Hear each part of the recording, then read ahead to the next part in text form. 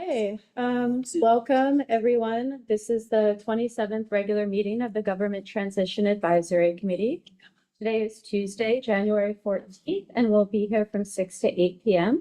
My name is Julia Meyer. I use she, her pronouns, and I am part of the transition team at the city. Our co-chairs, Fred and Jose, will facilitate tonight's meeting. If we can go to, there is a next slide called meeting logistics. I'll just take a moment to go over it. This is a hybrid meeting. The meeting is being recorded for later viewing, and a copy of the recording will be posted on the transition website under past meetings and events. For today's meeting, we have closed captioning, American Sign Language and Spanish language interpretation available. Access Spanish interpretation, you can click on the globe icon at the bottom of your screen. To access closed captioning, you can click on the CC button on the bottom of your screen. For GTAC members, please take this moment to change your chat settings to everyone so that folks can view the chat. And please remember that the meeting chat is part of the public meeting record. For community members listening in, we have the Zoom Q&A feature available. You can submit questions or comments through the Q&A function. We don't always live answer questions, but they also become part of the public meeting record. With that, I'm going to pass it to Jose to share some quick council-related updates. Okay, I don't usually talk to me in logistics, but I did want to share some updates related to the council. Last week, council had a work session on council committees. I'm sure many of you watched that. Our recommendations were mentioned multiple times, and you can clearly actually see them all throughout their draft proposal and the proposal that just came out earlier today.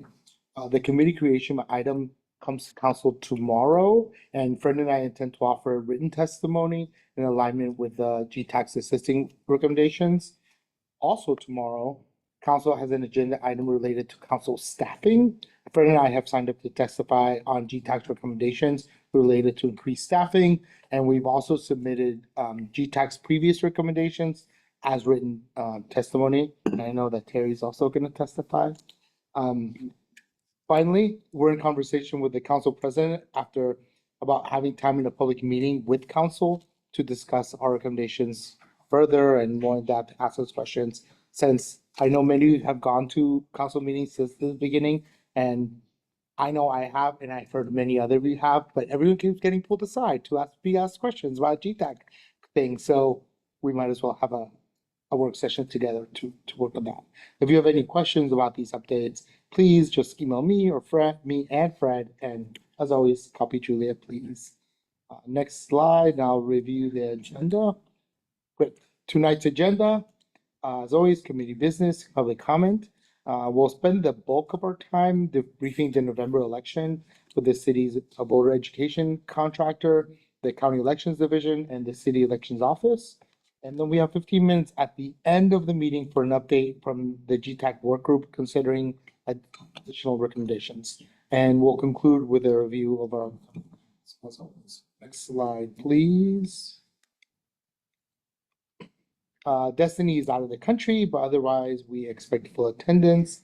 We do need to approve the December 11th meeting summary. Does anyone have any corrections before I entertain a motion? Seeing none, do we have a motion to approve the December 11th meeting summary? Move. I'll second. Thank you. It's been moved by Leah, seconded by Bill. All those in favor? Any opposed? Okay, we're good. Motion passes. Next slide, please. Final order of business is to review our working agreements. In discussions, challenge idea rather than the individuals, offer constructive suggestions, approach different opinions with curiosity, seek to understand, keep the needs and concerns of the local community and larger region at the forefront of the work, arrive on time and prepared to the best of your ability. Let the group know if you're unable to attend a meeting. Co-chairs will aim to incorporate tools for breathers. That one we're not so good at. I will keep that in mind. I do remember doing that before. Keep multitasking to a minimum. Focus on the objectives of the meetings.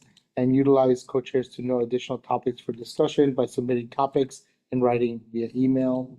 Next slide, please. Honor decisions of the group. Contribute to the overall success of the group by finding ways to participate that best meets your needs. Step up, step back, collectively work to ensure every member who wants to be heard is heard. I'll be going back to calling people that haven't spoken before, people that have spoken a lot. Embrace conflict and work with your fellow committee members and staff to finding ways to give each other feedback. And the co-chairs will aim to incorporate various feedback tools. Use I statements. Next slide, please.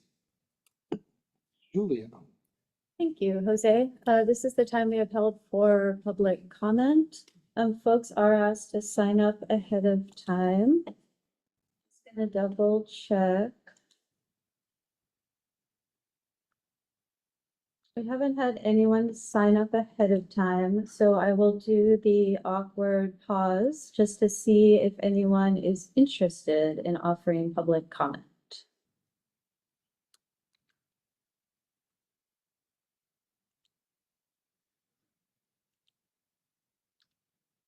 So just as a reminder for folks, you can submit public comment to the Government Transition Advisory Committee at any time. So you can always call 311. You can email us at transition@portlandoregon.gov. And we also have an online public comment form on the transition webpage. So thank you for that time, and I will turn it to Fred for our next agenda item. Thank you, Julia. We have 90 minutes to receive reports on and debrief the November 2024 election. Please note that our next meeting, we will consider recommendations for future voter education campaigns. Next slide, please, and I'll review how we are going to spend our time together. We have 3 reports this evening, 20 minutes on the city's Portland Votes Education Program, 35 minutes on the Multnomah County Elections Division report, and 35 minutes on the City Elections Office report. We will pause after each report to allow time for questions and discussions. Just please hold your questions until after each presentation or utilize the chat function. Grace Ramsey with Democracy Rising is with us today to provide a report on the Portland Votes Education Program. Grace. There she is. She's virtual. Am I frozen or am I good? There we go. Yeah, Okay, here the you. internet has been slightly spotty today. Sorry.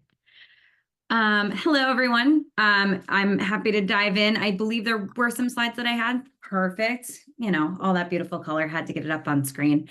So my name is Grace Ramsey. I am the co-director of an organization called Democracy Rising, which was one of the contractors on this project, subcontractors on this project.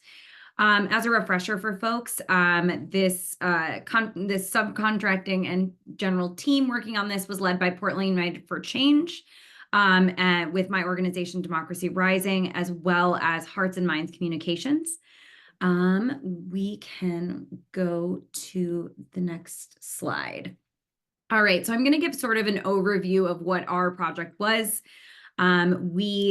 In the summer of 2023, the city of Portland put out a RFP for folks to lead in this hard to reach voters project that they outlined. So going beyond the broad and very successful education that you're going to hear about from the other 2 folks that are reporting out, this project was focused a little bit on deeper engagement with folks who have been historically left out of City Hall decision making.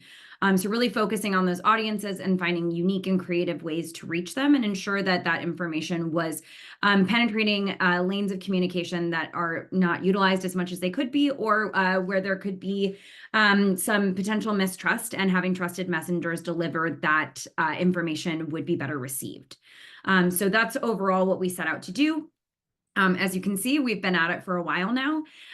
So we began with our work of, I'll start kind of focusing when we really dove in, which is developing the infrastructure of the program. So that was working with Hearts and Minds as we were getting them up to speed, because we did have to switch the communications firm that we were working with on this project. Initially, we were working with Brink Communications, and when they ceased operations, we did an additional RFP process for communications firms and ended up going with Hearts and Minds. And we were bringing them on board as an additional subcontractor. As part of their work, they interviewed various stakeholders to determine sort of what best practices were determined thus far in the process, how they could scope their work and make sure that any materials or media plans that they were creating were responsive to the needs of both the community and incorporated best practices from national and local experts. Where the work got really fun after we built all of that infrastructure was starting in April of 2024. So a key part of this program and the plan that we executed was funding community-based organizations with deep ties in the community to lead their own voter education programming with priority populations that we defined. So in April of 2024, or late February, late March, early April 2024, we opened the grant application portal. So organizations were allowed to submit applications. We ended up receiving 34 applications, I believe.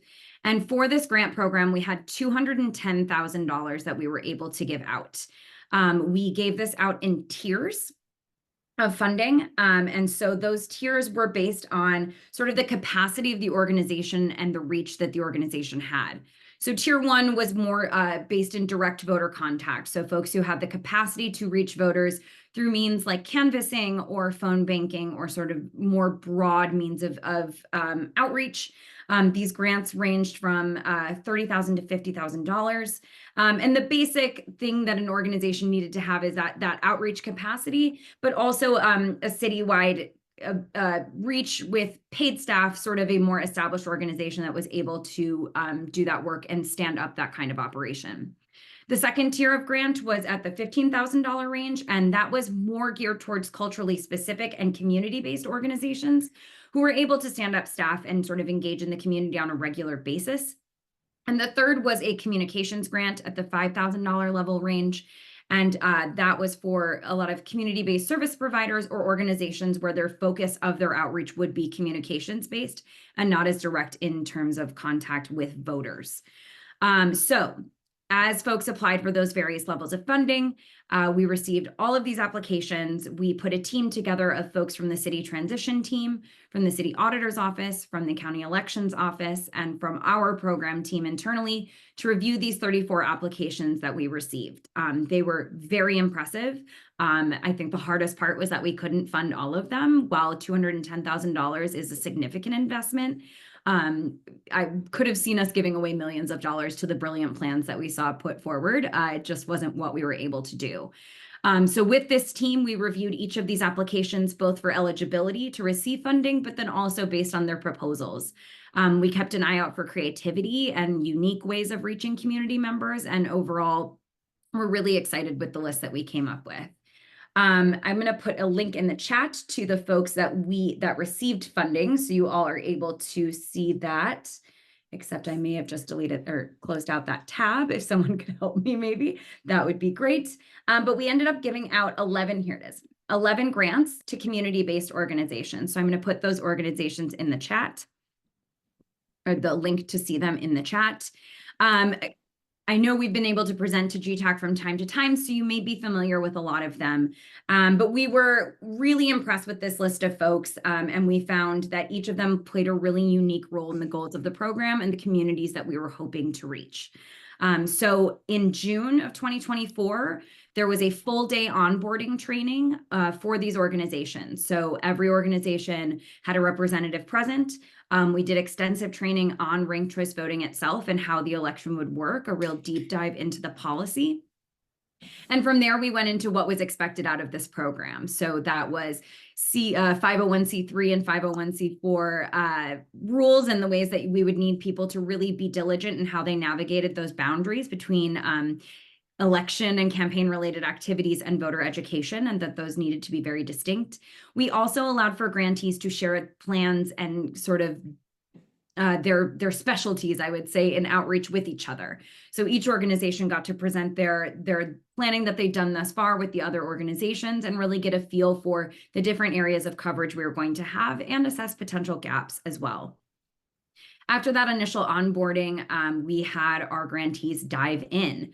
And so we were operating, we were getting up to speed, I would say, in June and July, and then really operating on all cylinders August through November.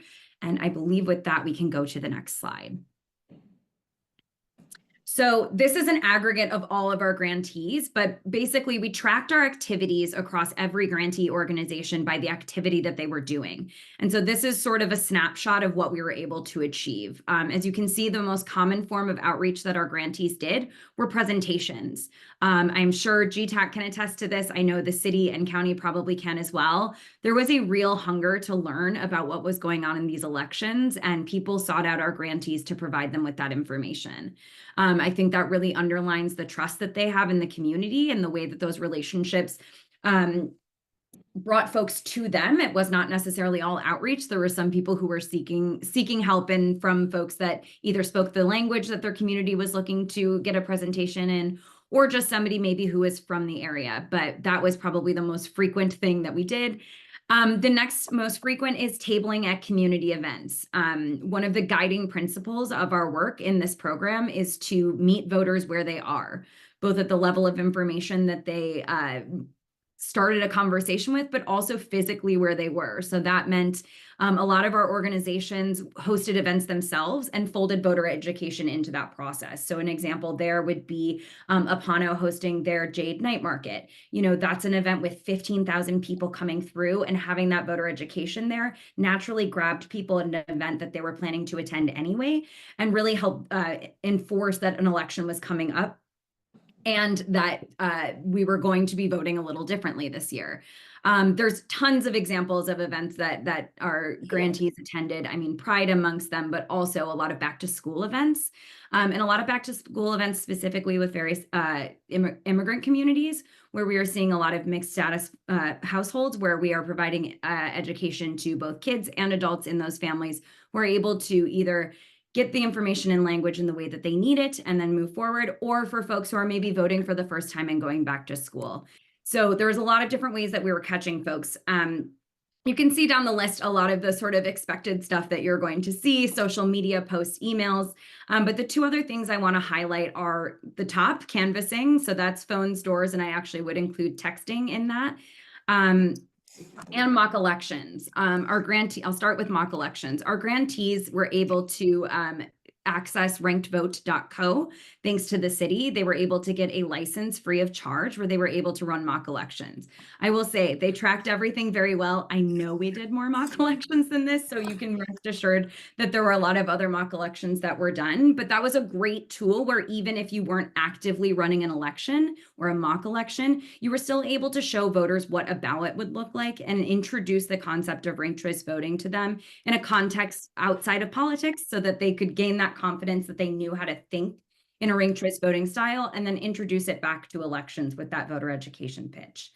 And then finally, in the final weeks leading up to the election, and actually probably starting around Labor Day, we had grantee organizations such as Apano, East County Rising, Next Up, and a few others who were leading direct voter canvases, whether that was phone banking, volunteer recruitment canvases, volunteer recruitment texts with voter education messaging in them, or just getting out there and knocking on doors. I myself was fortunate enough to go out on a canvas with Next Up in October.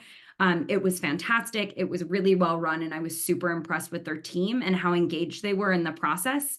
In an election year, when there's so much going on and so much that you can focus on when it comes to the campaigns and the candidates and everything like that, to see that level of enthusiasm just about voter education was very exciting. And we heard from our grantees that excitement was actually being reflected in the community. For a long time, you could see that people were really wanting this information, and they were really grateful when they got it. I will say towards the end, I think we all experienced some election fatigue with just, you talk about national on down to local elections. There was a lot happening this year. So it was really good. We capitalized on opportunities a little earlier in the cycle so that we were really able to catch people when they were hungry for this information. But overall, our grantees performed incredibly well. We're really proud of the work that they did. We're still kind of putting together our final report on their activities. But overall, metrics were met and we saw real impact in communities. Oftentimes with work like this, it's the things that you did that really get talked about and discussed and celebrated, but oftentimes it's the things you prevented that go unnoticed and maybe not talked about as much. And I think what they were out there doing was preventing a lot of misinformation. There were folks who maybe had heard a little bit and thought that ranked choice voting was one thing when it was another. And a lot of our work was taking misconceptions and really bringing people back to the core focus of what their role was as a voter. So that work isn't always talked about in the same way as you can point to the numbers, but I think it was a really important function that our grantees played, and they did a fantastic job of it. We can move to the next slide. On the other side of this, the other aspect of this project was we did a media campaign. So that was led by Hearts and Minds. Now, this is just a snapshot. There is a lot more information about this. I believe Hearts and Minds also came in September and presented sort of their plans and their activities to GTAC. But overall, there's a few key aspects of what our media outreach was in the course of the campaign. There were two key phases of our media work. The first was really based around, sorry, I have to scroll to find my notes. The first was really based around just public awareness raising and sort of confidence building. So that's really showing people what a ballot would look like, addressing barriers who may not initially understand it, getting that initial information out there. And that was largely June through August or September. And then we shifted to a second phase of our messaging, which was mostly driving voters to the city's landing page to learn more, and with specific emphasis on practice ballots. So really emphasizing that practice ballot experience, we found that once voters had used a ballot in some form or another, that was really helpful in getting and just general understanding, right? Having done it before, you have confidence to do it again. For both of these phases, we used a number of different ways of reaching out to people. So those are over there on the left, so the different channels. Also, all of our materials as well as our outreach were done in 6 languages. That is English, Spanish, Russian, Vietnamese, simplified Chinese, traditional Chinese, and I believe Korean as well, which is not in these activities, but we had materials in that language as well. So there are several aspects to our outreach that were kind of key and all complementary. I think that's really the important thing here is each of these efforts sort of helped others.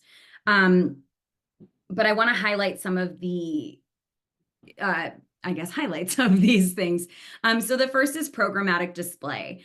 So this is where we had ads popping up on websites that we believed that our key audiences would be reaching and looking to. That could be local media, that could be a lot of different ones, but we found that these were generally really well received through banner ads, different websites.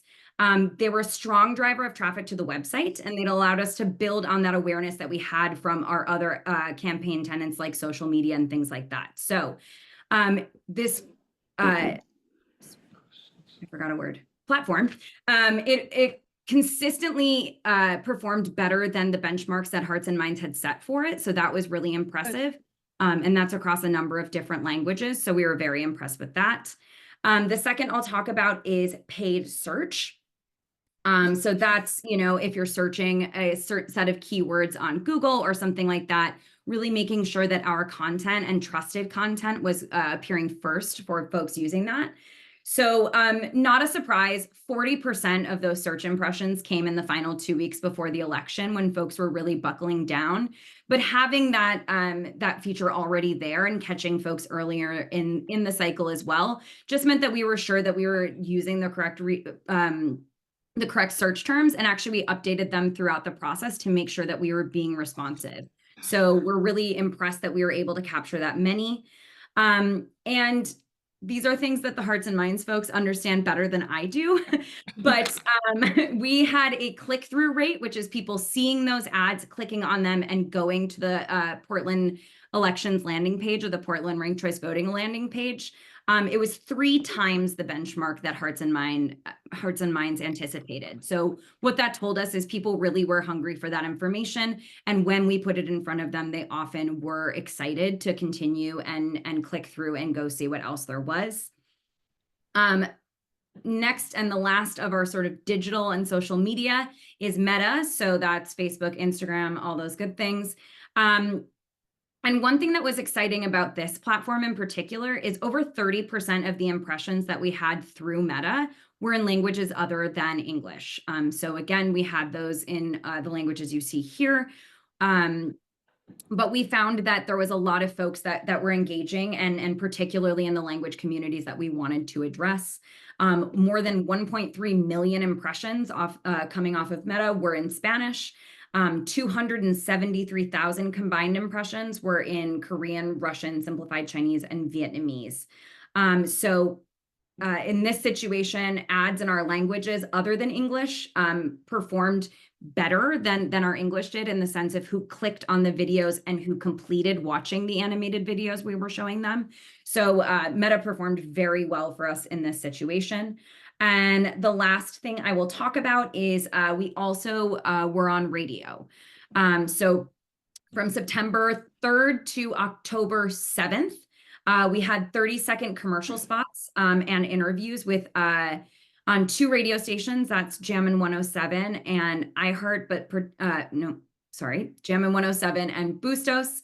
And in each of those, our community partners, our grantee organizations were the folks whose voices were being heard on those radio stations. So Ebony Collective, one of our grantees, had a volunteer record our interview segment on iHeart. It was really well received.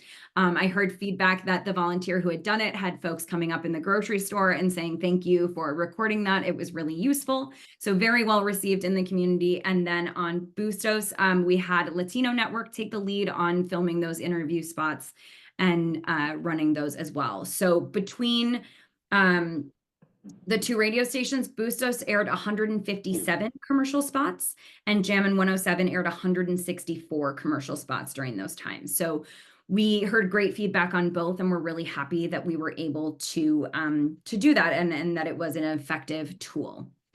We can go to the next slide if there is one. Okay, great.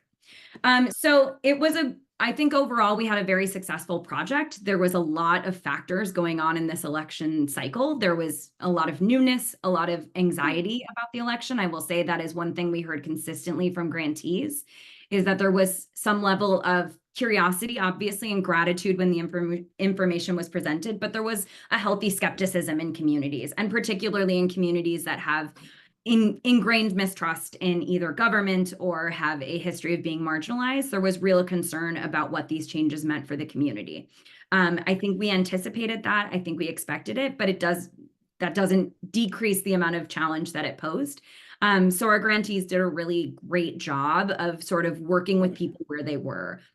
So that was really focusing on hearing concerns and responding to them, not just pushing forward with a completely positive or affirmative, or this is the best thing that's ever happened, saying, we hear you that you have a little anxiety here. I want to make sure that we walk through this process. And however somebody felt about ranked choice voting when they left that interaction was their business, but we knew that they would know how to fill out their ballot. So with that, we have a few recommendations that we heard from our grantee organizations, from our other subcontractors, myself included, of if this program is done again, which we really think it added immense value and we hope that it is. There's a few things that you can do to increase its effectiveness. The obvious one is increase funding, but I think where and how is really important to note. Direct voter contact and having a face-to-face conversation with a voter, we found was the most effective thing we could do in our outreach. Obviously, that's where you can answer the most questions. That's where you can really sense out how a voter's feeling and be responsive in the moment. And that is the most expensive way to do outreach possible, right? That is having people who are paid to go out and have those conversations, or who have the time to recruit volunteers to have those conversations. And it's not without its challenges.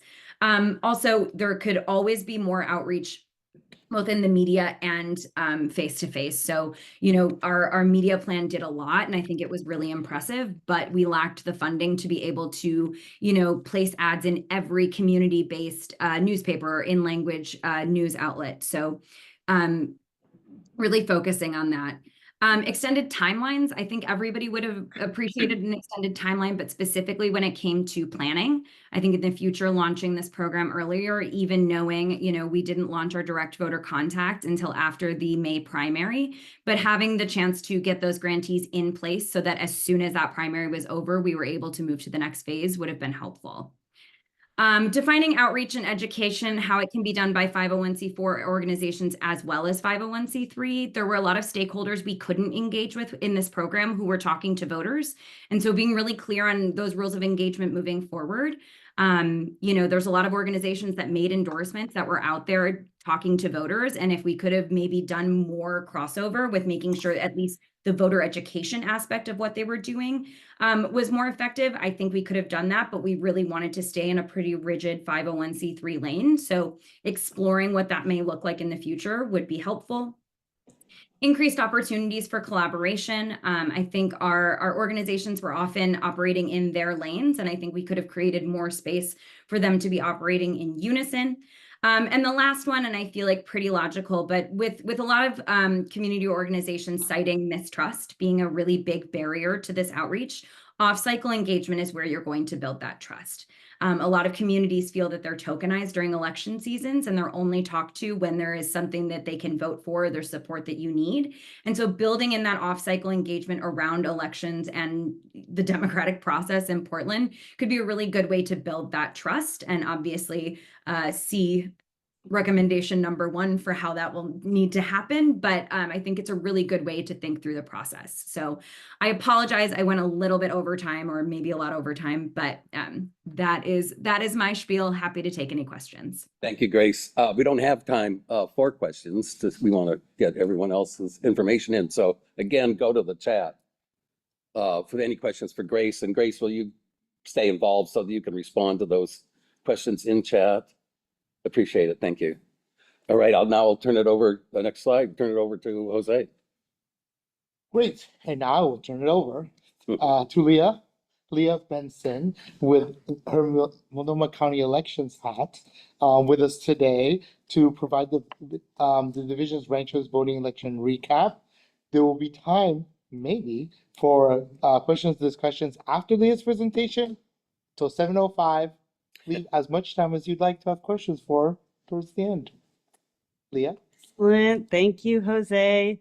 Again, for the record, my name is Leah Benson. I use she and they pronouns. I'm here tonight in my capacity as the Ranked Choice Voting Project Manager for Multnomah County Elections Division. Excited to talk with you all. I'm going to try to go through my slides fairly quickly so that there's time for questions. So apologize for that in advance. If I'm going too fast, slow me down. Next slide, please. Okay, so what I'm here to do tonight is kind of give an overview of what all of implementation for ranked choice voting looked like from the election administration end of things. So first, I wanted to give a breakdown of what that looked like for us to prepare at the Elections Division to administer our first ranked choice voting contest for the city of Portland. So the steps that we did for implementation were first and foremost locking down our voting system software certification. Clear Ballot is the longtime vendor of Multnomah County Elections Division for creating our voting system software. The voting system software is the software that we use to scan and count ballots and produce results. In order for it to be used in an election, it needs to go through a very rigorous testing and certification process.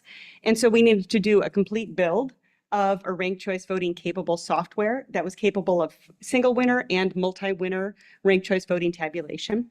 And so a new piece of software was developed by Clear Ballot for Multnomah County for that.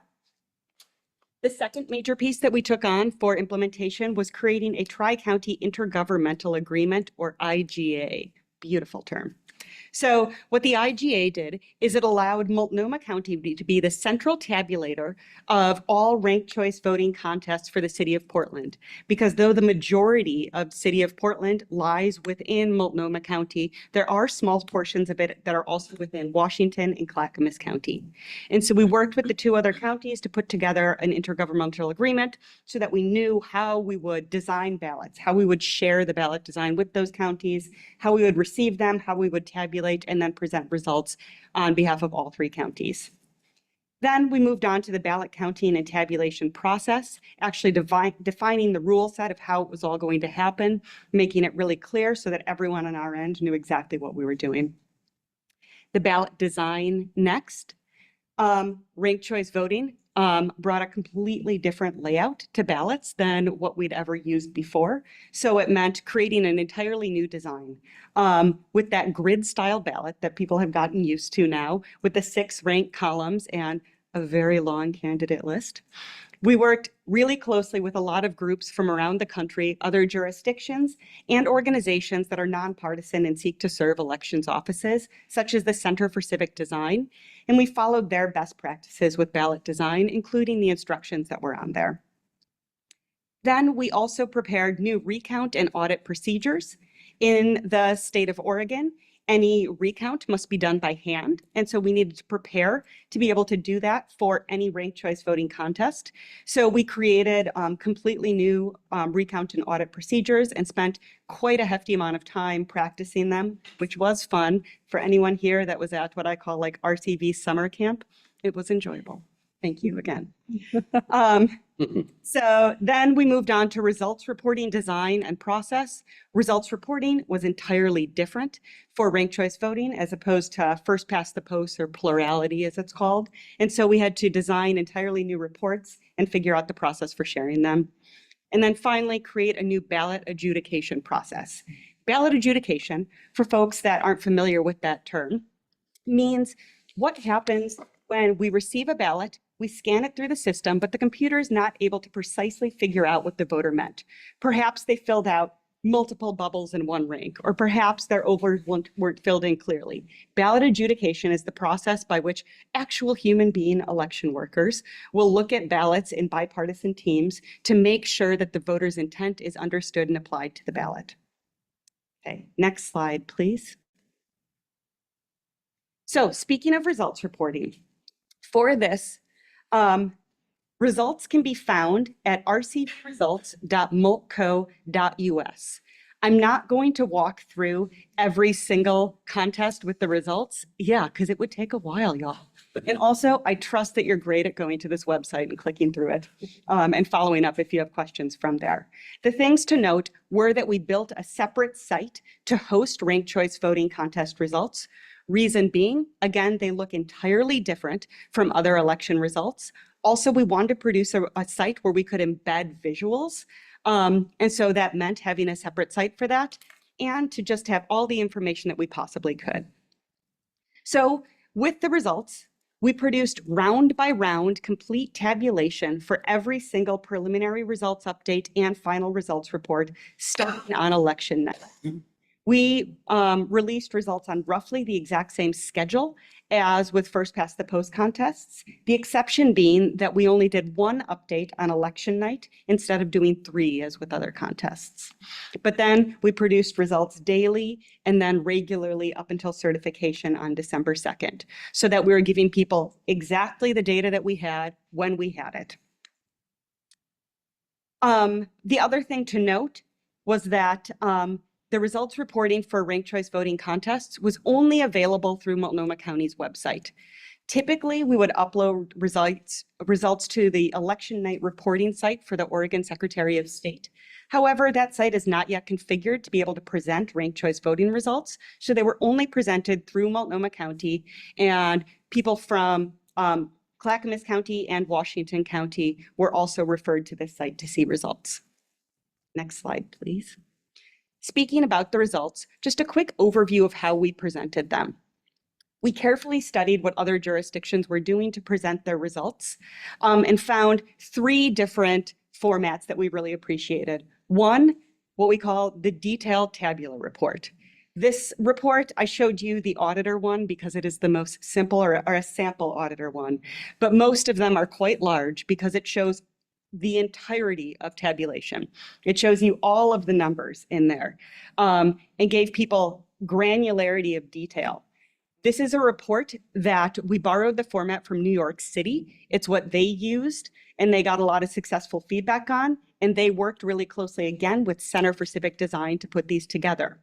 This is what we used as our official results report, and the ones that were, for the final ones that were certified and had the highest granularity of detail. We think it's great, it's wonderful, it gives people all the information they need. That said, it's quite large and not necessarily accessible for people who aren't deep into the weeds of ranked choice voting. So we decided to produce 2 other formats as well. From there, we did the simplified report, as we called it. This was borrowed from Arlington, Virginia, which also does both single winner and multi-winner ranked choice voting. This table has the same information as is in the detailed report, but just with a little bit less granularity. We found this one to be one that ended up being shared quite often on social media. We would see images of it. It offered a nice snapshot. It showed a lot of detail, but again, it was easier to kind of just grasp at a glance. And then finally, we produced a clickable bar chart visual, which it had the least amount of detail, but it was the most visual format, and perhaps the format that people are the most familiar with seeing election results in, those bar charts. This came from Minneapolis, Minnesota, which again also does single and multi-winner ranked choice voting. So we presented all of these formats so that people could have multiple different opportunities to see and understand the results in different levels of detail. We found quite a bit of success with these. We found that voters were able to understand how votes were being transferred, that they especially enjoyed the bar chart for being able to click through and see how things were transferred round by round. That said, we want to continue to improve upon these and are looking at them now to see if there are things that we could tweak. And we're going to be taking them to some focus groups to look at these results reports to say, could we make these even more understandable for you all? Next slide, please. Okay, some points of interest in those results reports that I just wanted to call out. I should say also this presentation is based on a wonderful list that Julia had sent us of things that people were interested in learning about. So I'm trying to hit on all of them here. So the points of interest. For all 6 of the City of Portland contests, the candidate or candidates who were leading in that first preliminary results update on election night were the ones who ultimately were elected. In all but one contest, District 4, the candidates leading in the first round of tabulation were the ones elected in the final round of tabulation. So that means in the round 1, when we were looking at people's highest ranked candidates, the majority of the time, if they were leading in that first round, just looking at people's top choices, they ended up being elected in the final round. The number of rounds was equal to the number of candidates, except for auditor and District 3. What I mean by that is it took eliminating all of the candidates before we were able to elect the appropriate amount. And then per Portland Code, you know it, 2.08, all the numbers, per the Portland Code, in District 1, the final of the 3 candidates for City Council was elected by being the last active candidate and did not reach the threshold for election, which was accounted for in code. And wow, that's what happened. Okay. So next slide, please. Let's talk a little bit about City of Portland voter participation now. So what I have up here are numbers from the last several presidential elections, 2012 through 2024. So some things to point out is that countywide, statewide, and largely nationwide, voter participation was down this year. You're going to see in the county that it was at 72.68% turnout, down obviously from 2020, which was 81.83. The thing I'll point out is that 2020, as we're going to see, was a bit of an outlier itself in terms of being higher participation across contests in general. But this year was lower turnout. Again, this is not unique to City of Portland. This is countywide and statewide. We saw a drop in participation. For Portland mayor specifically, the turnout was 66.24%, which is slightly lower than what we've seen in the past. In 2020, again, a year with exceptionally high turnout, we had just over 75%. In 2012, we had almost 68%. In 2016, we had a bit of an outlier as well, in that it is 47.8%. The reason there being that the mayor was elected in the primary election. So in the primary, if a candidate receives over 50% of the vote, they're elected outright. However, there was only 47.8% turnout in the primary election. So that's why that number looks so much lower. Moving on to Portland City Council. This one is a little bit more challenging to compare. It's a bit of apples and oranges because we're comparing entirely new districts, entirely new positions and contests. But going through it, in 2012, we had just over 60% voter participation. 2016, right about 60%. 2020, again, an outlier in terms of much higher voter participation, almost 70%. In 2024, we saw District 1 at 42%, District 2 at about 65, 3 at 66, and District 4 at about 64%. The thing that I'll note is when you take an average of all 4 of those districts for all of City of Portland, so, people who voted for City of Portland contests in general were about at 60%, which is in line with where we were at 2012 and 2016. That said, what I don't want to do is gloss over District 1's voter participation being significantly lower. What I can't do now is tell you the rates of voter participation for 2012 and 2016 and 2020 in District 1 because it did not exist. But I can provide some context on the next slide. So what this is here is this is a map of countywide voter participation by precinct that was put together by our voter education and outreach program. We use this to help us design our outreach strategies to see who has lower voter participation rates and who has historically not been as engaged in the election process. What you'll see by this is that,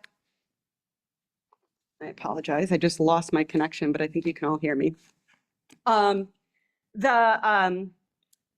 The precincts in East Portland, which is District 2, we see having lower turnout. These numbers are from, District 1, are from 2022, however, in line with other years as well. We see less than 50% turnout in these districts, and therefore, this is where investment is put by the county in terms of engaging these voters. Again, this is not me trying to say we shouldn't pay attention to the fact that District 1 engagement was lower this year. It's me instead trying to put it into context that this is something that we've seen. We just haven't had data that specifically calls out that district before. Next slide, please. Going into a little bit more with voter behavior. And what I mean by that is, how did voters interact with their ballots? Looking first at rate of undervote. Undervote is a fancy way of saying they didn't vote. So they didn't fill out this contest on their ballot. So where these percentages come from is that people who turned in a City of Portland ballot and marked at least one contest, but did not mark the one listed here. So for instance, of the people who turned in a City of Portland ballot, just over 6% of them did not vote in the mayor contest. So the vast majority of people voted for mayor. For auditor, that's where we saw the highest rate of undervote, 43%, which is not surprising, both because there was only one candidate. Oh, mine still works. Awesome. Cool. That was double. And because there's typically lower engagement with that contest. Moving from there, the rate of undervote for District 1 was just over 20%, District 2, almost 12, District 3, 13, and 4, just over 15. Rate of overvote. Specifically, I talk about rank 1 overvote in this case, meaning rank 1 means where can people rank their favorite candidates. Rate of rank 1 overvote was fairly low in general, under 1% for all contests except again for District 1 Council, where it was over twice as much as in any other district that we saw. Rate of repeat ranking. This means when a voter filled in an oval in multiple columns for one candidate, so repeatedly ranked one candidate. Again, we saw fairly low rates of this, with the highest rate again being in District 1 for the city council contest.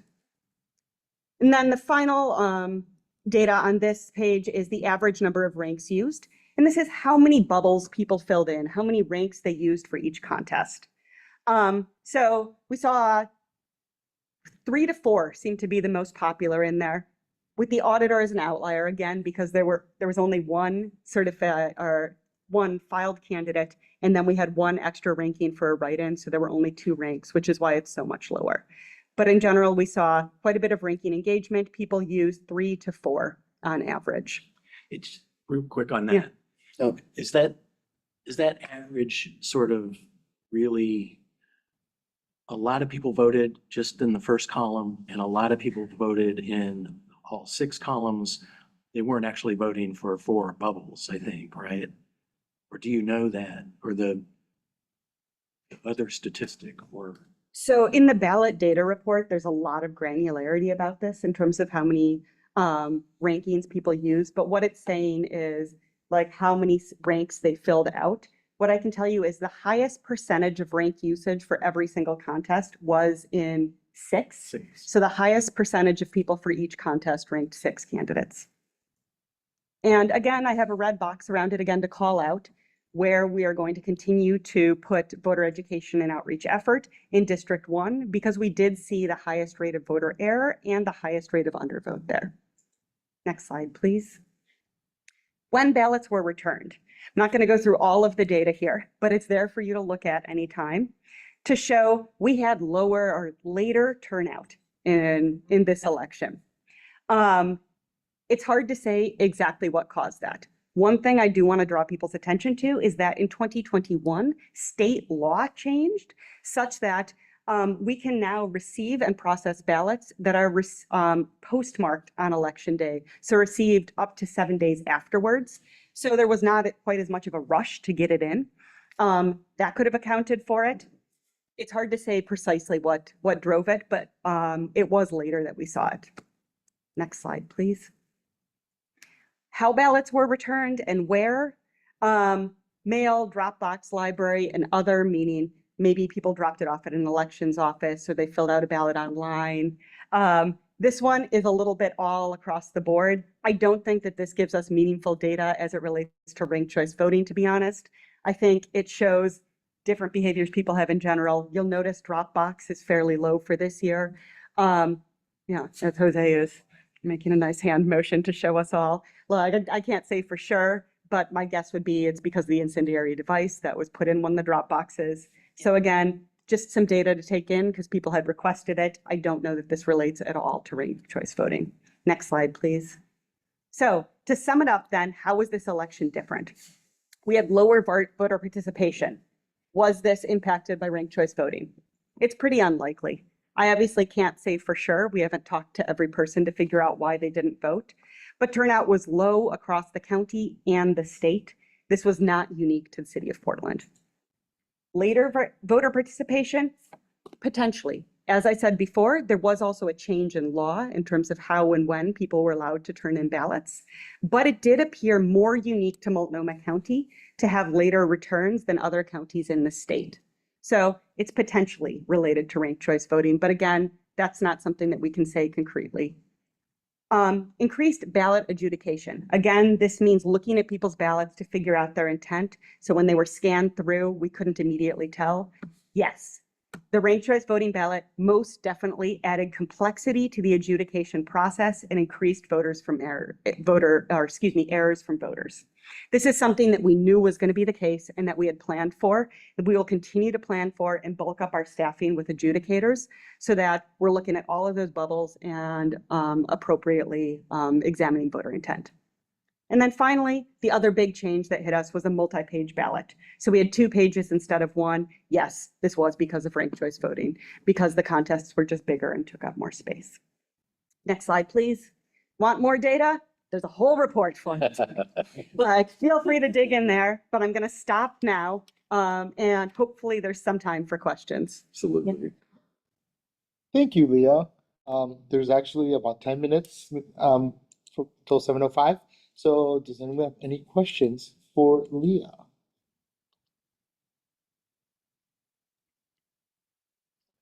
Carrie? Oh, the hand's here. Raise your hand here. Oh, you're there already. Yeah. Juliet first. Thanks, Jose. I just wondered, were there any ballots for which the adjudicators could not tell what the voter's intent was? And then if so, what do you do in that case? That's a good question. I'm certain that there were, but I can't tell you precise numbers on that. Again, this is not unique to ranked choice voting. We have guides included in the ballot data report that show exactly the guidance we give to adjudicators to say this is how you should interpret that. However, people are very creative, like with how they fill things out, and we cannot account for everything. And so the way that ballot adjudication happens is, again, it's done in teams of people from different political looking at it, and they are seeking to come to a consensus about something. And they are encouraged to come to a consensus and figure out what the voter's intent was. And if they can't, we can't count that vote then. Bill? Well, thank you, Jose. Couple questions, but I'll stick with one for now. You pointed out how some of the data is different for District 1.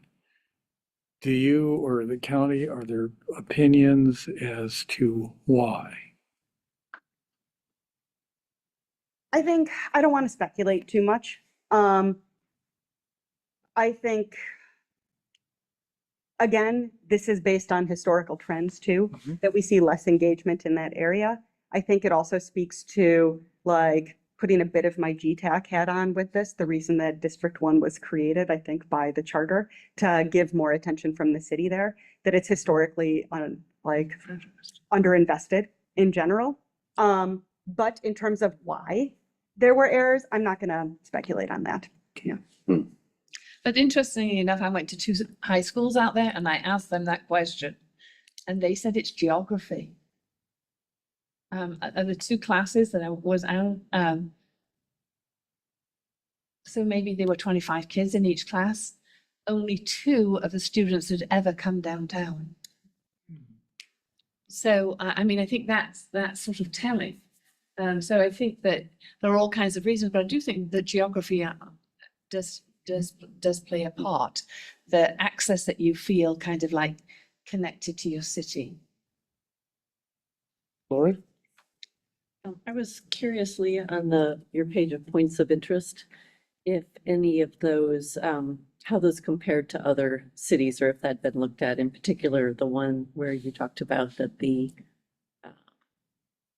in the first round, the winner of the first round typically turned out to be the winner overall. To my knowledge, we are not special or exceptional in this way. That in a lot of jurisdictions tend to find this, that whoever is leading early on ends up being the one who eventually crosses the threshold first. Not all of the time, but it's common that that happens. This is not a unique situation. It's not what happens everywhere, and it's not what we should necessarily expect every time moving forward, but it's also not unique.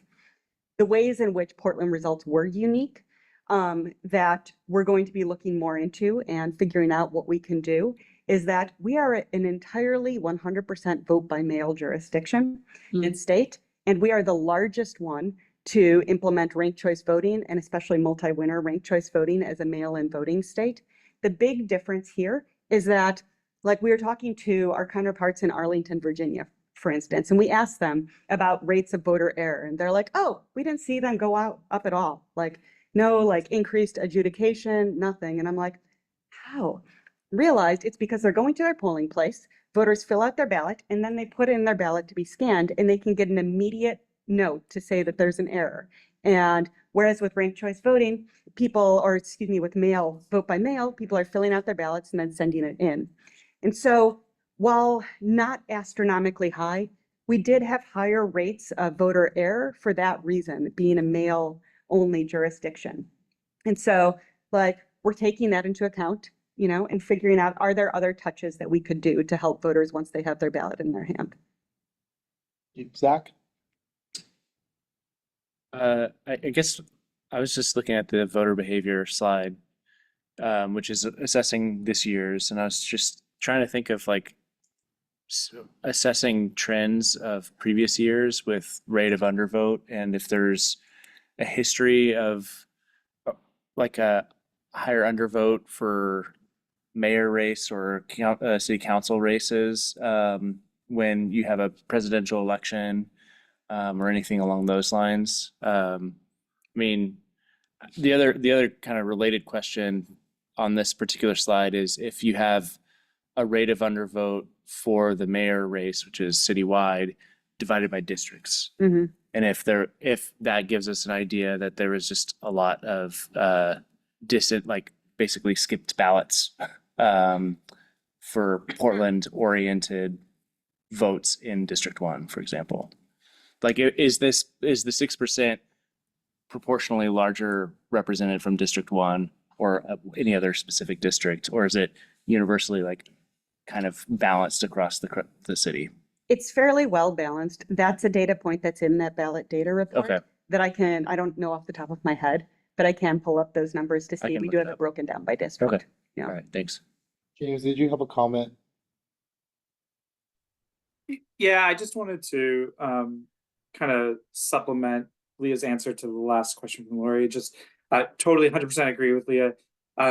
The national numbers on that on the candidate who received the most rank 1 votes eventually winning hover around 90% in ranked choice vote elections. So yes, we were pretty standard in that regard. We're pretty normal, but there's a couple points that that this conversation sometimes misses, a couple of data points. One being that number and that data does nothing to account for the change in voter behavior because of the ability to rank. So we know that voters will occasionally, they don't rank the same person, number one, that they would have in a single choice first past the post election that they do in a ranked choice voting election. So we don't really have the capacity to see that difference.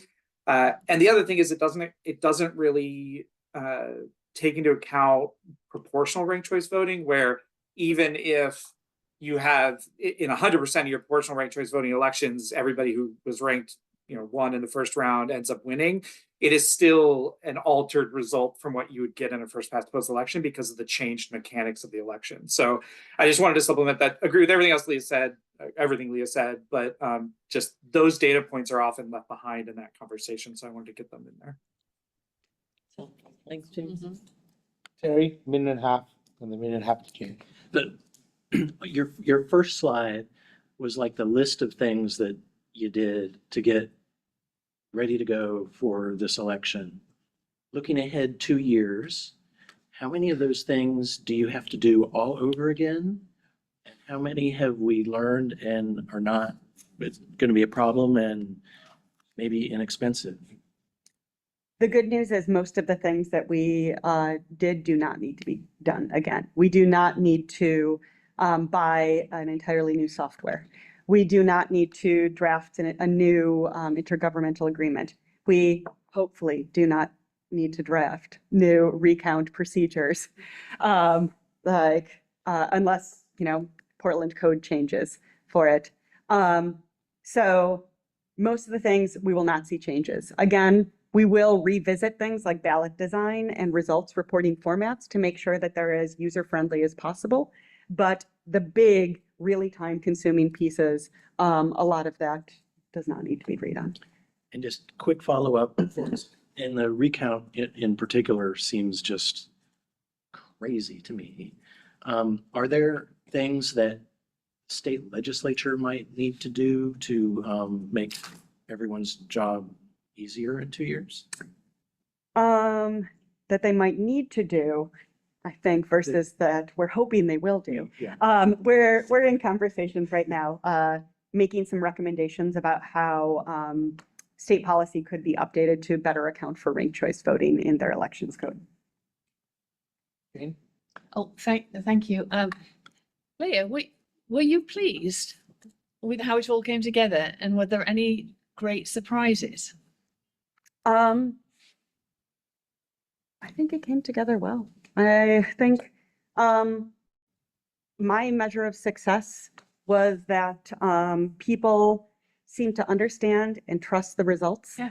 and the process, and by and large, understand how to fill out their ballots. I think there is room for improvement upon it, but it was a successful election. It was administered successfully, and voters, again, engaged and trusted in the process. So.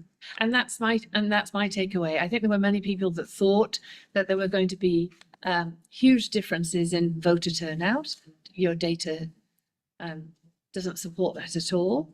And I think this is a great opportunity to sort of thank you and Multnomah County for your amazing work, and to James for his support from the city, because we were a bit doom and gloom, guys. We sort of thought as we were working through this, you know, that the proverbial was going to hit the fan and nobody would show up and people would be hand wringing. And so I think this is really fabulous. Yes, thank you, Jane, for pointing that out, because that was a takeaway for me, how quick media outlets were reporting things when even the numbers weren't fully out yet. So Yeah. I'm glad the report has come out. Any other questions? One here. If we can put them in the chat, because we're out of time for this section and we need to move on to the next report. So pass on to Fred to introduce the final Right. report. For our final election report, we have James Eccles from the City Elections Office. James, welcome. Thank you, Fred. Thank you, GTAC. So I am going to, well, first I'm James Eccles. You all know me, but I'll introduce myself. Elections analyst in the City Auditor's Office in the City Elections Division. I was the lead in this last cycle for City Elections Division on voter education, and have been talking to you for more than a year now, I guess, about voter education. I am going to talk a bit about our role both in this last election, our role being the Elections Division, the City Elections Division, and our role moving forward, and then spend a lot of my time on a report that we gave to City Council on December 18th that you all have available to you. Some of this information has already been covered, and you've already had a chance to see our report to council and to read the report. So I'm going to move through pretty quickly, but I did include all of these slides so that if you have questions about some data or the graphs or anything, we can go back and take a look at it directly. The other thing I really want to say is, in reference to kind of how we closed out the questions for Leah, I don't think it gets said enough that I really do think that Portland did a pretty amazing thing here. I'm required with my job to have a very neutral stance on our ranked choice voting and all these things, but I think what we pulled off, we had so many changes at once happening and such a major shift in our election method that it was unlike anything that our sort of sister cities had ever done or talked about doing. We easily could have had data that showed a much worse outcome than those cities, and in many, many regards, we actually had much better results in the data than some of our other cities, or at least led them in some ways. So, and a lot of that was thanks to standing on their shoulders and learning from them. So I don't think it's said enough. I think I congratulate the county on administering an outstanding election. I think it was really great, and the transition team on leading the way on voter education this last year, I think it was amazing. So I'm done patting my colleagues on the back. I'm gonna dive in so we can jump to the next slide. So I've introduced myself, the Elections Division, City Elections Division. This last cycle, we partnered with the transition team. They started out leading the voter education efforts, so we partnered with them in those efforts. The city charter mandated that voter education occurs regularly, and so going forward, the City Elections Division will entirely manage the voter education for the city. We'll kind of talk a little bit more about that later, but that's going to be our role coming up, is taking over for that, as there won't be a transition team in 2026 leading that. We also had our specific roles in voter education were really related to candidate education. We did a lot of media education. We dealt with misinformation. We helped with events, and then closer to the election itself, we partnered with the county to do some more direct voter education efforts. And along the way, we helped the transition team as much as we could in getting a good voter education campaign going. So most of what I'm going to talk about today is covered in the report. It's like a 30-page report, the general election outcomes and preliminary voter education report. I'm not going to cover all 30 pages. There's a lot of detail in there. I'm going to try to pull out some of the highlights that we think are important and go over that. The report comes in large part from some very large polling that the city auditor's office did during and immediately following the November election. We also did some focus grouping that I'll talk about a little bit later, where we tried to add some specific qualitative data into the quantitative data that we had. It's small sample sizes, but it can help to sort of hear the words of the voters that we're talking about directly instead of trying to guess at why the data shows what it does. So that was really useful. And then a lot of it is a comparative analysis using the data provided from the election itself, from data that came out either that we obtained or that was obtained and provided for by the county on the administration of the election itself that we then compared to other jurisdictions. And then it's broken up largely into 3 parts that I'll go over. The general outcomes that I'll start with, additional trends that we think are kind of worth highlighting, and then kind of what I think is the most important part, where we think the outcomes that we saw might lead to some improvements that we could have in voter education for next time. And then I'll wrap up with some high-level next steps for our division. We can go to the next slide. So the first thing I want to talk about, the sort of main theses of this report. The first one on this slide is awareness leads to understanding. That's really kind of what we pulled from the data largely, and we come back to this over and over again. The graph that you see in front of you, I'm not going to go into detail on every graph that we see, but this one, as it relates to our thesis, I'll cover a little bit. What this is showing is that those who reported in this poll, which is a large poll, that they had heard a great deal about ranked choice voting. So they had heard from various sources, they'd seen multiple things, they had lots of touch points, also correlated very highly with those who reported understanding ranked choice voting very well. So we see that this data tends to show us that if we get to the voters, if we get the information to the voters, then they tend to then report a high level of understanding and to be more confident when they go in and vote. A couple of the other theses that I'll cover a little bit later. The first one is that we see that we had some peer-to-peer communication and education for the first time in the city this last year, but we see that we really need more of it. We need a higher focus on it. We also see that we need more attention on East Portland. You heard some of that from Leah, and we'll talk more about that. And then finally, that we need to focus and prioritize certain errors over others that we sort of see having a larger outsized impact into the election outcomes. We can go to the next slide. So this is from our polling data. This just shows that there's generally a high awareness. We saw that 85% of those polled reported that they'd heard something, and half them reported they heard a great deal. So great deal kind of means that they're able to carry on a significant conversation about ranked choice voting based on the information that they had heard. Go to the next slide. And then in line with our thesis, you can see that this led to an incredibly high level of reported understanding. So 91%, this is sort of a data point that a lot of cities will track in their first year of implementing ranked choice voting, and having 91% of poll respondents saying that they felt they self-reported that they understood it either somewhat well or very well is a great number. We see this as definitely as a success, but we can always keep improving. And even those that reported some amount of understanding, we always want them to have a better and deeper understanding. Next slide. Now, we also asked people, those that we polled, where they got their information from. So when they had the ballot in front of them and they're looking for the instructions on how to fill it out, what did they turn to? And this really identified to us that some of the work that we did, that you all reviewed and helped us with, paid off. As you see, the highest reported piece of material was the one-pager that we worked on. The next highest is that instructions written directly on the ballot and the envelope that the county created. We think, obviously we always hope that people are looking to the direct instructions. We see, and then the next highest, all of those up near around half the respondents, was the RCV information that was in the voters pamphlet provided to voters. We see a bit of a dip down then to the mailer, but we still think this is a great response that this many people at some point when they were filling out their ballot turned to that information that we'd put in the mailer to see.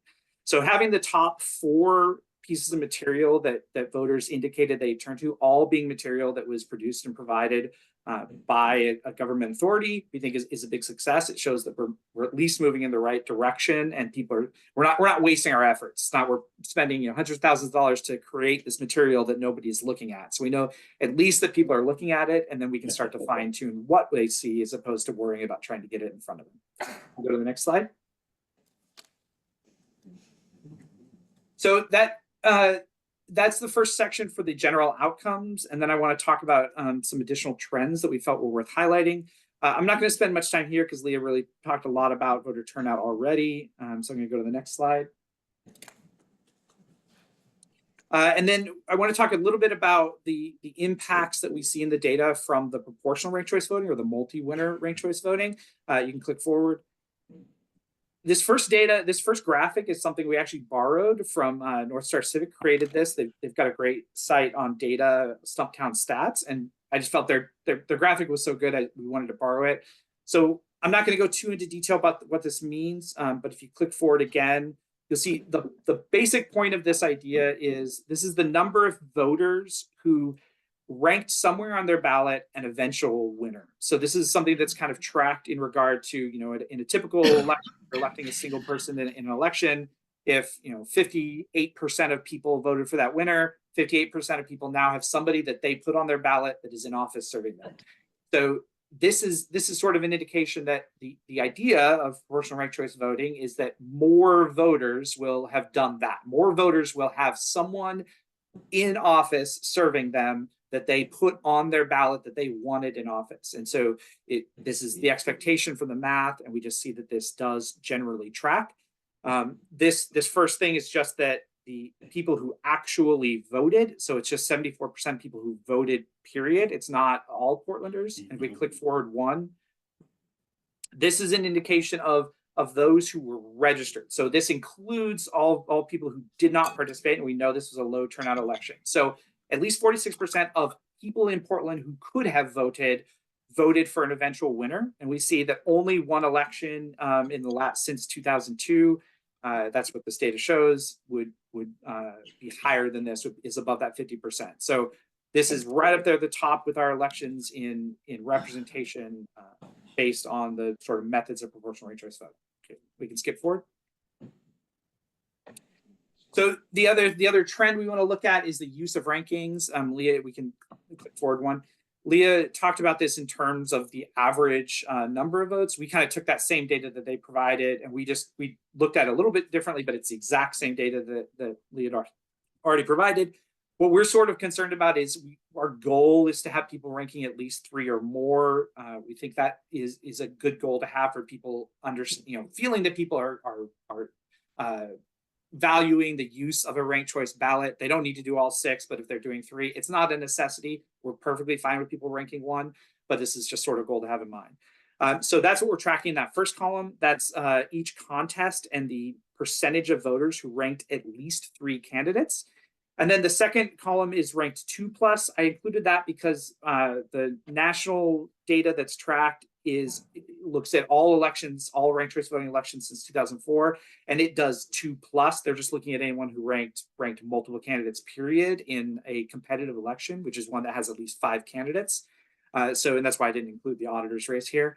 So as you can see, every district or every contest except for District 1 was ahead of the national average in rankings used. And District 1 is still a pretty big success in that regard. Still, the majority of people, many voters, are using those ranks.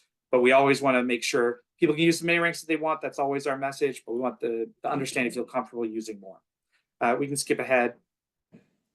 This just talks about our goals and why these are our goals. The sort of impact of having ranked choice voting has to do with the spoiler effect. I can go into this more later if there are questions. Next slide. So now that ends our sort of additional trends we wanted to point out. Now I want to move to the sort of outcomes that we think could use some improvement or more attention through voter education. The 2 biggest ones are going to be the data related to voters of color in Portland and the data related to voters residing in District 1.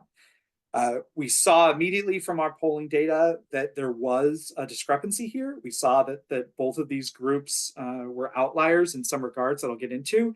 So when we initiated focus groups following the election, we did 2 focus groups. The first one was Black voters across the entire city of Portland. So we were trying to look and see what, we see some data on Black Portland voters and what they're doing, but we wanted to understand, from them sort of why this data was the way it was. The second focus group that we did was voters who voted in District 1, so that participated in the election, and then sort of what they saw. We saw, especially, Leah talked about the overvote data and the undervote data. We really wanted to see why people were voting in the election, but were not participating specifically in city council, or why they felt that there were errors. Again, this is qualitative data. It is small sample sizes. So it's not conclusive, but it just kind of helps to add to the picture a little bit more. Okay. As you can see here, this shows the awareness, which is where we start. Awareness generally is great across the board. We think the awareness, those numbers we would kind of be happy with that. That's okay. But I really want to draw attention to that great deal of awareness where that's our target. We want everybody to be able to have a conversation about ranked choice voting. And there's a bit more of a disparity between the groups that we care about that we're pointing out here, District 1 and the voters of color. Next slide. Now we know that we talk about the awareness leads to understanding. So this is sort of the same data showing reported understanding instead of awareness. And as you can see, again, there's overall, the numbers are pretty good. The total reported understanding is great, but that highest level where they really said they understood it well, that portion was, there's a bit more of a discrepancy for District 1 and for voters of color that we wanted to dig more into. Next slide. So some of our key findings from the focus group, and we can go forward one.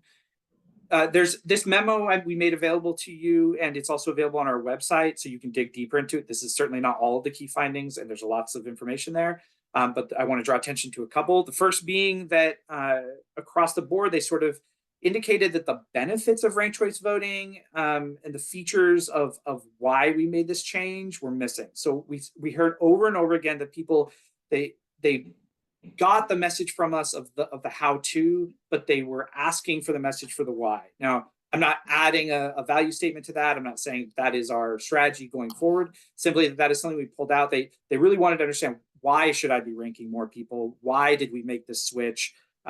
They felt that without that missing piece of information, oftentimes there was clear across the board, I should mention, every single participant of the focus group at some point indicated concerns of trust in local government and government in general. So we certainly think that was a very common theme. And we felt this was something that was identified as a piece missing there. People often didn't participate in the city election because they felt like they didn't understand why there had been a change in the first place. They'd seen a mailer showing what they were supposed to do, but they were asking for the why piece so they could connect the dots. Step forward one. The other big key finding I want to talk about is we heard over and over again that people talked about leveraging peer-to-peer communications. So we did some of this for the first time this year. The grantees were a big part of this. That was the purpose of that. We're looking to continue that program in the future elections. But we heard that there needs to be more. There's a lot of groups in the city. There's a lot of people in the city. We didn't get to all of them, so we just need to keep working on that. Not only sort of grant programs that cost money, but just our own outreach, the way that we sort of do train the trainer within a community, instead of me going into a community that I really don't fully understand the history of and the context and the culture of, but helping to get people in that community that are leaders to sort of become the trainers in those communities. So we knew that was something we wanted to focus on, but we heard it from these focus groups that was something that was lacking to them and they wanted more. Next slide. I'm just going to quickly go over this, but it's in the report and we can come back to it. This is just pulling out some of the data from the polling that shows that there was this sort of discrepancy. Some of these questions in the polling data were related to sort of how well you understood what was supposed to happen. And we saw that there is a discrepancy in the groups that we talked about. Go to the next slide. Oh, yeah. And then this is undervoting. We can go forward. I'm not gonna, again, Leah sort of already talked about the data. We can go forward. Yep, you can go two more forward. Okay, stay there. So Leah already talked about this data. I'm not going to spend a lot of time on it, but we just wanted to, we emphasized it in the report. We wanted to give a historical context to it. This is showing precinct data from those general elections of the last several elections. It sort of just reinforces what Leah already told you. We know that East Portland has had low voter turnout. It wasn't a shocking thing for that to happen in 2024. That doesn't mean that we're not identifying it as an issue. I personally, as an analyst, think it's great that we now have District 1 standing apart so that we can see more exact data in reference to District 1, and we'll be able to identify sort of what's going on there and address problems more head on. So this just continues to show that same data. Next slide.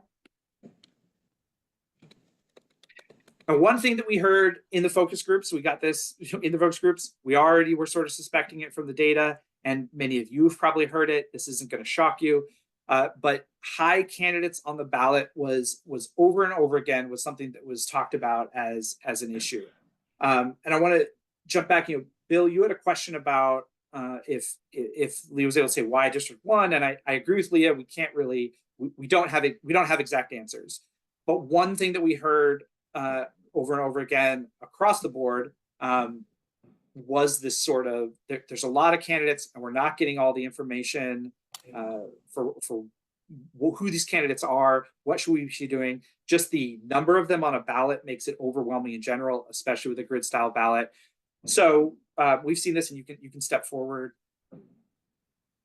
You can go one more forward. So these are some quotes from the focus groups that we heard, sort of reinforcing that idea. So this is something that we can, first of all, I expect that the numbers will sort of return to a mean in 2026 anyway. This was a outsized election because it was the first time we were doing this. There were a lot of people. We had an entirely new government. So I expect my analysis is we will have fewer candidates throwing their hat in the pool anyway. That said, there are certainly some levers that we can pull that the city auditor's office is looking at that we can pull that will help bring that a little more under control. In regards to that, we can go to the next slide. And one of those is the fee to get on the ballot. So we looked at it, and more information is in this report, but we sort of looked at us. So we already knew where we were. We actually, in 2023, we increased the fee. We doubled the fees for city council and mayor. So that gives you an idea if they were there may have been even more people that would have gotten on the ballot otherwise.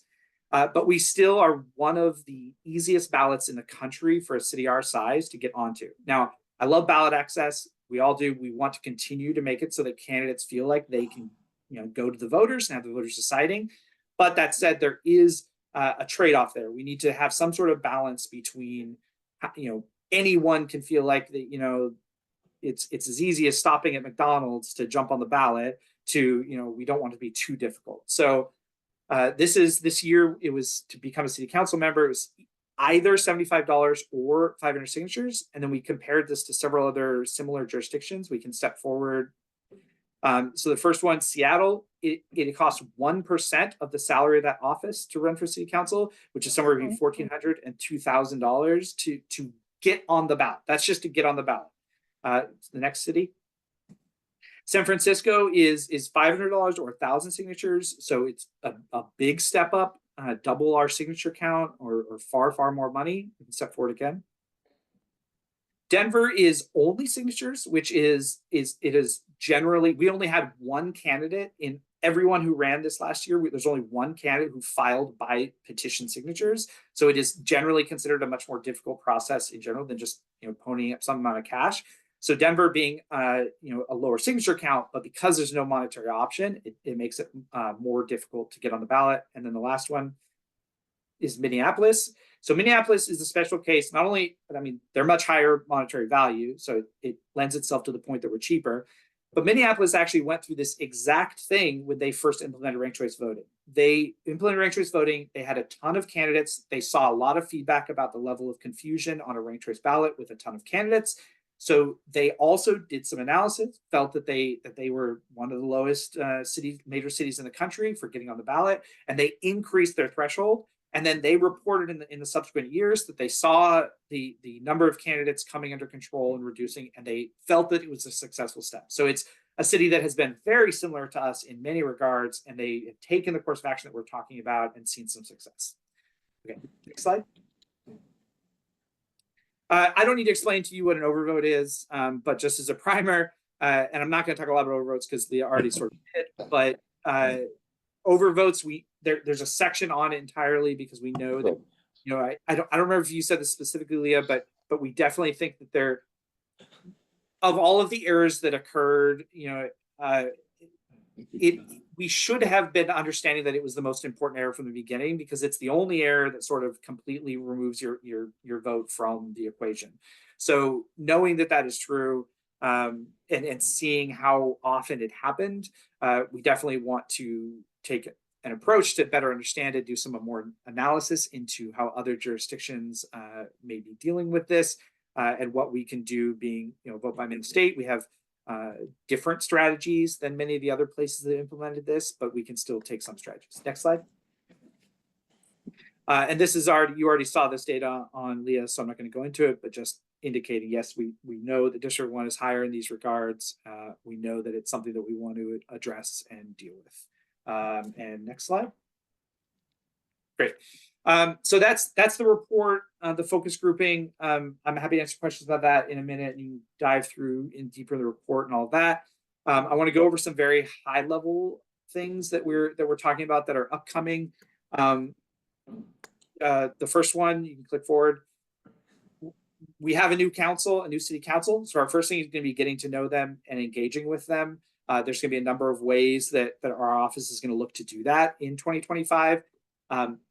Prior to doing that, our first step that we are working on right now is we are hiring a new elections education supervisor. So that position is open right now, and we will be doing interviews sort of the first week of February and hiring sometime in the next month or two. So that will be a position that will focus on all things education related and elections, and be leading up voter education in the future for our team. Once we have that in place, it'll become a priority to figure out how we engage with this council over the next year, so that we have not only a plan in place, but any sort of clean up to the city code. You know, we're not redoing the city code or the charter. We did that from scratch. We don't need to do it again, but there's certainly some cleanup that we can talk about and analyze. Next. So as I said, we're going to continue the analysis. This report was published on December 18th. And even today, not all the data is available yet. We're still really collecting data. We're comparing data. We're really still meeting with our other partners and jurisdictions to understand that data. So there's still a lot of work to be done in collection and analysis before we can start deciding on what the strategy should be. You know, we don't want to put our cart before the horse. So with that in mind, we'll continue to do that. That's going to be our first focus, is sort of continuing that analysis and evaluation. Next. And then we know, I talked about the peer-to-peer communications being a takeaway of this report. We built some amazing relationships, foundational relationships in regards to voter education this last year. We need to do a lot of work to maintain those. And then we need to look to see, in the upcoming years, where do we need to build out further relationships with community groups, with voters, with other jurisdictions, with other government entities. Next. And then, like I mentioned, one sort of area that we know that we're already looking at focusing on, because it's an easy lever to pull, and we already know that we're sort of an outlier, is the candidate threshold. The fee is not necessarily the only threshold, the only lever available to us. So we need to do some further study and comparison. We need to figure out the right number. We're not going to move it up to $10,000 is too high, and $50, $75 is apparently too low. So we got to do some analysis and some studies to figure out what the next step is and where the right numbers are, and then what else we might be able to do to impact that as well. And next.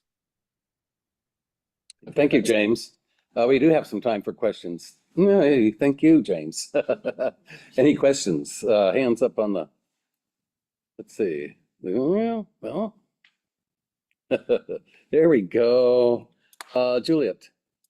Yeah, slightly off topic. Hi, James. Thanks for the presentation. I saw today on the side of the TriMet bus a message about ranked choice voting So are we just gonna be thinking about it for 2 more years, or are they shorthanded down there at TriMet, or how come it's still up there? Well, we're not paying for it to still be up there, so Okay. I mean, I'm not gonna rush to tell them to stop talking about, you know, ranked choice voting, but it's not being paid for, but we're not actively, let me say this, we are not actively doing any paid media at this time anymore. Well, thank Juanita. You're on mute, Juanita. Okay. Okay, got it. So thank you. Yeah, I just wanted to echo the comments made before in terms of the success of all of the work that has been put together to achieve this first time voting. And the only thing I would like that I have a question about is that, you know, it is very exciting because we have now a baseline of data, you know, that can really be utilized for the next 2 years, and then for the following, we can really establish a specific goals or strategies, so we will be able to compare as we move forward in every election and to target those areas that we need improvement. So that would be my only comment, or I don't even know that is a question, but how is it going to be established, the collaboration between the county and the city to ensure that all of that data is used to establish very specific goals and objectives for the next election? It is obviously, I think that all of the results in terms of District 1 is just it's a reflection of everything. The same is a new system, a new approach for voting. So I just want to thank everybody from the city and from the county that got involved in this, and for all of your work. But I mean, I would really like to follow up about in terms of how you're going to coordinate the data in terms of establishing the baseline. So then we go and establish the targets for the next election.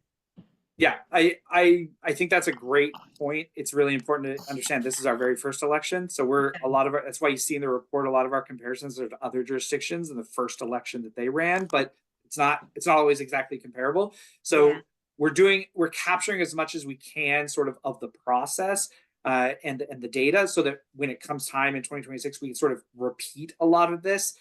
Many of the things like the polling and a lot of the other ways that we're capturing the data, we're looking into being able to just repeat that, so we have as comparable of data as possible, and we can see an actual trend over time.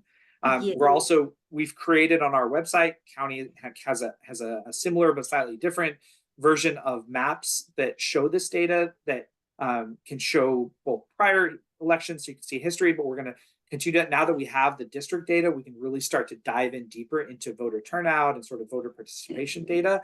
That's going to be tracked much better going forward. So we're really able to, the city being involved in voter education, it's just going to be another partner that can help. The county's been doing it great. They've been an amazing partner. There's no way we could have done this other than the fact that we don't have the authority to administer an election. We also just could not have done this without the county. So yeah, that partnership, I don't want to speak for the county, but we meet all the time. We talk about this regularly. That partnership has been important. We're going to continue to emphasize it. We're also working very closely with the transition team and with Sophia to make sure that the transition team is not going to be here in 2026. So we want to make sure that data doesn't get lost and that information is lost. So we're sort of making sure to collect. Thank you, James. We've got a few more questions and we're going to run out of time. So I want to go to 90-second questions. Terry? Okay, 90-second question. I think it's I think it's really interesting, that we do, like Juanita says, we have a baseline now, but I'm wondering whether or how you decouple voter education from the overall disengagement in East Portland, and how people who feel. I went to so many presentations in East Portland and no one showed up.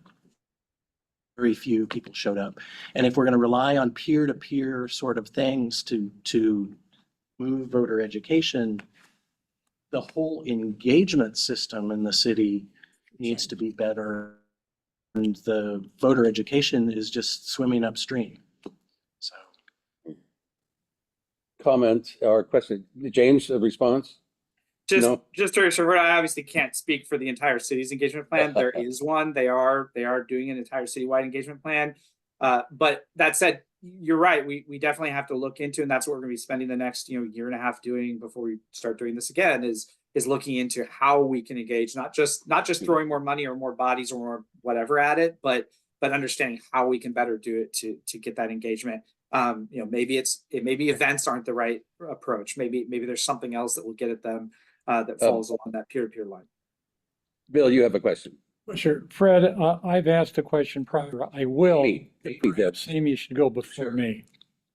Last question to Amy. Yeah, I'm curious of if there was any survey data or any effort to collect from candidates who run, from the 90 people who ran for office, what was their experience like? And just if there's like learnings on that front.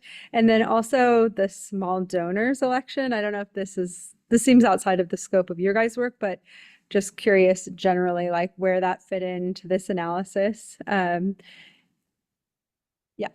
I attended a few of the candidate education events and I just want to say they were really wonderful that I attended. And what was particularly great about them was there was different jurisdictions. So there was state folks and even James was there. So experientially, they were really informational. I'll just say the small donors election information did not factor into this.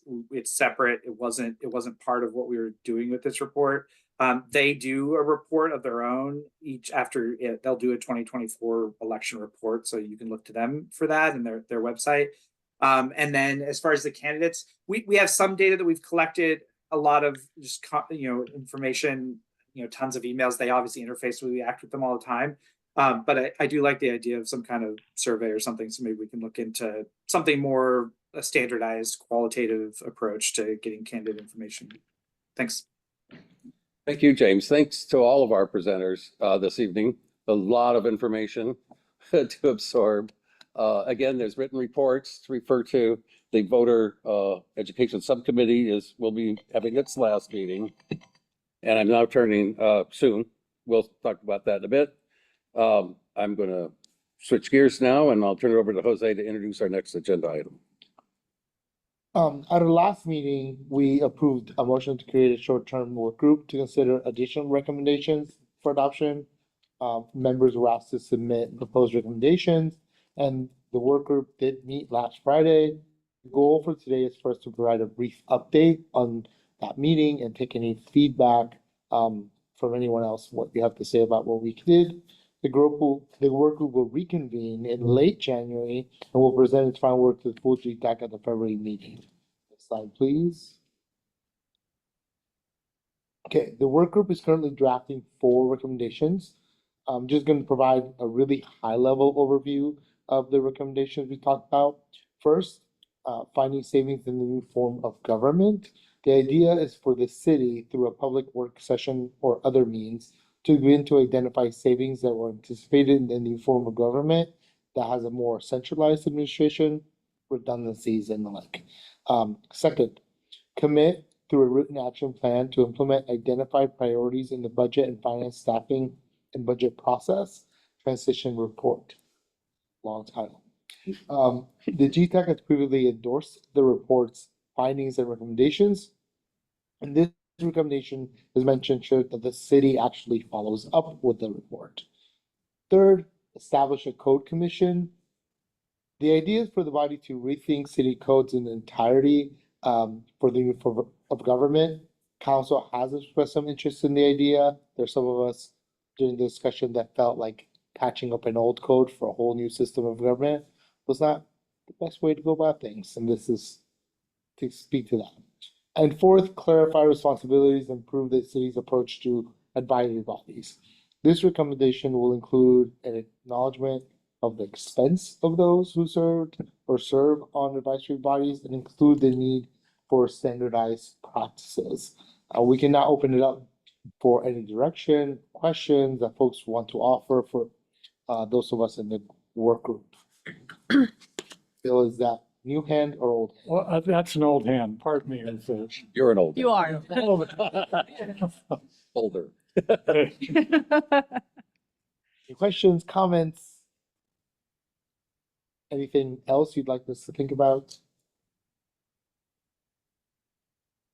Be clear, this is time for those who are not in the work group to speak to. And if anyone from the work group, since I don't see a lot of hands, has a comment they'd like to say of something particularly important, you're welcome to as well.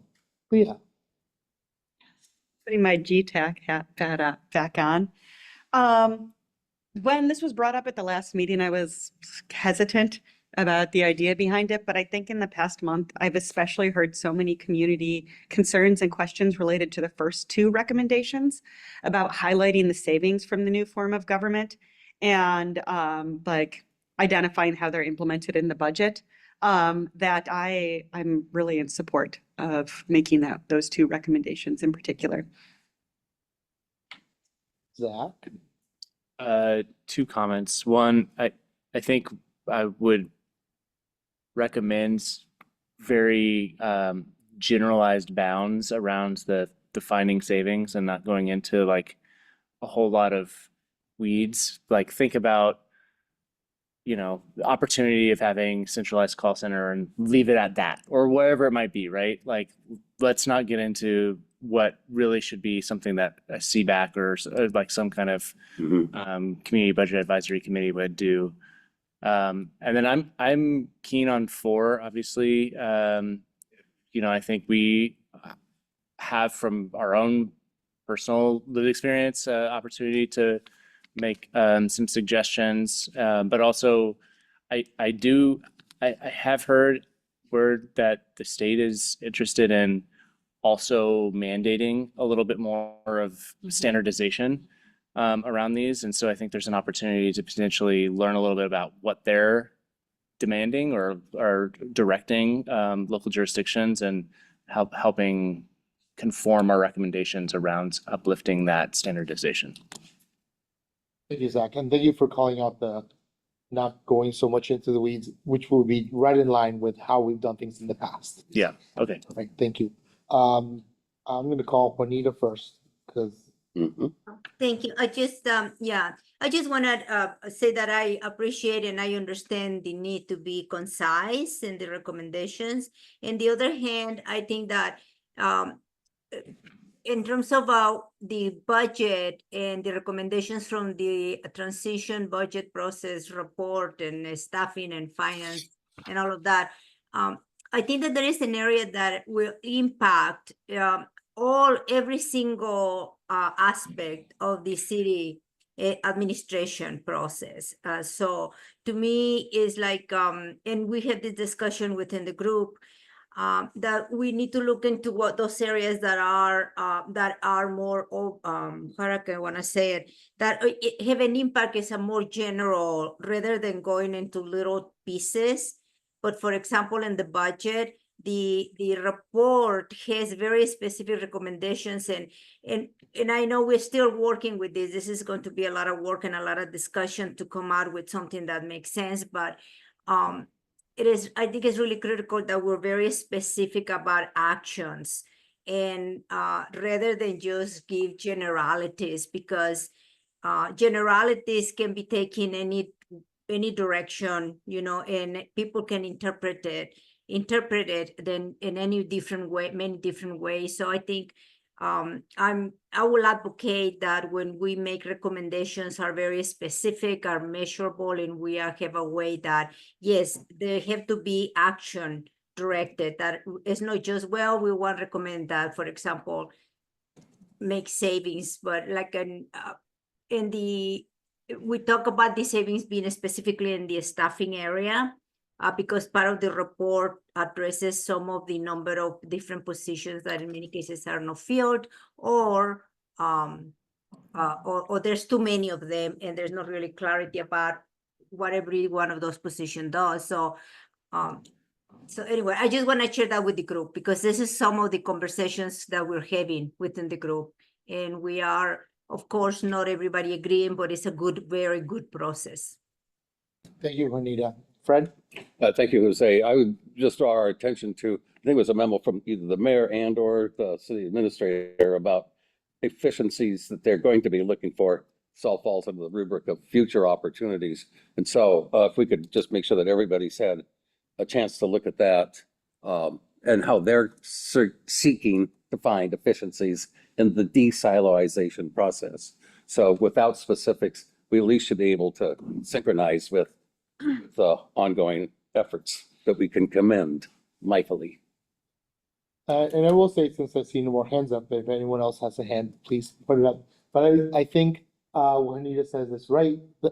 I think we've done a good job of writing that line of balance between being very specific in some areas that we feel we can be specific about, and then not being as specific an area that we acknowledge is outside of our expertise. Like, we believe they should have more staff, but where they get that money, that's, you figure that out. So I think I do agree with Juanita that in some respects, we'll need to be very specific, and in some places we won't. And that's a conversation that we'll be having in the work group.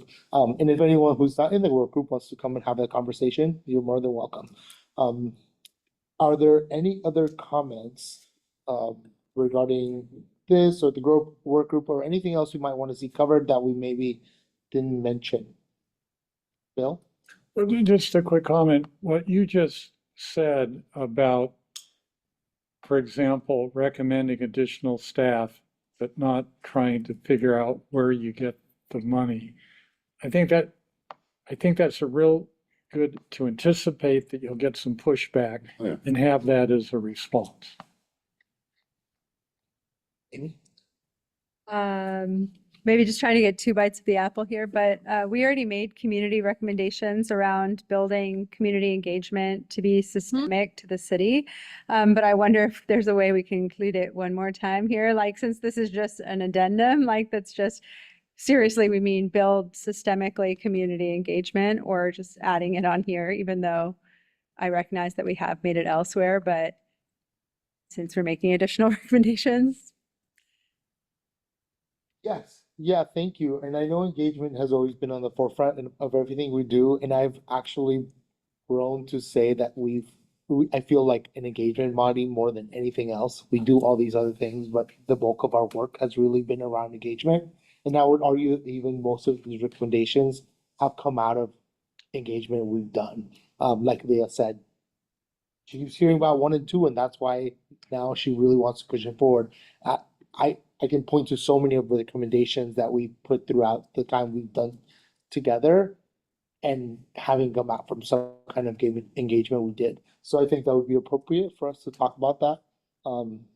And I said at the beginning, but I'll say it again. I know people were hesitant when this work group happened, when we put this together, a number of people were hesitant. But if you've been paying attention to the council, the current council, the last 2 weeks, we have their ear now, which is different. So if we have things to say from all the work we've done, we haven't just been sitting here, we've done this work, we should tell them, they're understaffed, they know it, they're gonna try to add staff. If they do, they'll still be understaffed. So they need all the help they can get, and we all want the city to be successful. So I want to share all the knowledge we have all attained, because we're all experts in very different pieces of what we need for the city to thrive. One last, Juanita? No, that's okay. I will take my hand down. Thank you. Okay. Thank you. Okay, well, seeing no one else, we still have 2 minutes. Anyone else? No.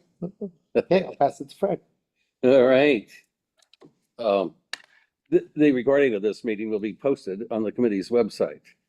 The final voter education subcommittee meeting is January 28th.